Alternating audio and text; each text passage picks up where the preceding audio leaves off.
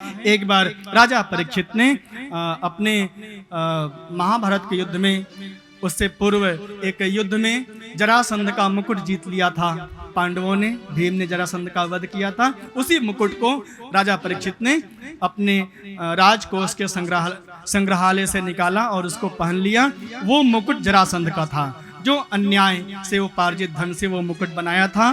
तो उसमें अब कलयुग आके बैठ गया और अब राजा परीक्षित के द्वारा आखेट खेलने के लिए जंगल में जाया गया और वहां पर एक ऋषि का अपमान हो गया, क्योंकि कलयुग आ गया है ना, सिर पे मुकुट में कलयुग आ गया है। तो जैसे मुकुट में कलयुग आया तो मस्तिष्क में कलयुग आ गया और वहां पर गए एक ऋषि जिनका नाम श्री शमीक ऋषि है।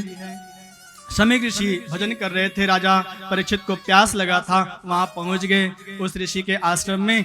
अरे मुझे प्यास लगा है, मुझे जल पिलाओ। लेकिन वो ऋषि ध्यान मुद्रा में थे, भगवान नारायण का ध्यान कर रहे थे। राजा परीक्षित को लगा अरे लगता है ये पाखंड है, ये पाखंडी है, देखो देखो।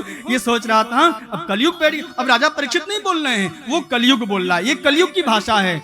जो संत की निंदा करता है, माँ नहीं मात पिता नहीं सेवा, माँ नहीं मात पिता नहीं देवा, साधुन सन करवा वही सेवा। बताओ, संतों से सेवा करवाने के लिए सोच रहा है राजा परीक्षित इस समय। ध्यान देना, ये कलयुग का प्रभाव है प्यारे।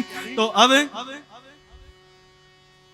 राजा परीक्षित सोचे कि लगता है ये पाखंडी कर रहा, पाखंड धर्म का निर्वाह कर रहा है, हमें देखकर आंख मूंद लिया है ये महात्मा। इसलिए एक मरा हुआ सांप लेकर उन शमीक ऋषि के गले में डाल दिए। लेकिन ऋषि तो भगवान के ध्यान में मगन थे।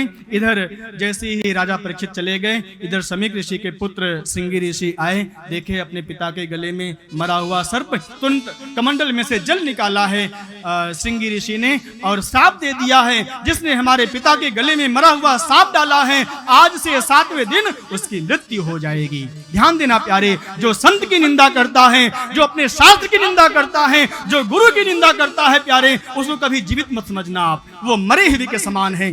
श्री रामचरितमानस में 14 व्यक्ति मृत्यु मरे हुए के समान होते हैं प्यारे। उसमें एक ये भी है, हरिहर निंदा सुने जे काना, हो ही पाप गोघात समाना। इसलिए कभी संत निंदा नहीं करना चाहिए, गुरु निंदा नहीं करना चाहिए। इधर राजा परीक्षित को यह मालूम हो गया क्या कि आज से 7वें दिन हमारी मृत्यु हो जाएगी। राजपाट का परित्याग कर दिए और पहुंच गए कहां पर, शुक्रताल।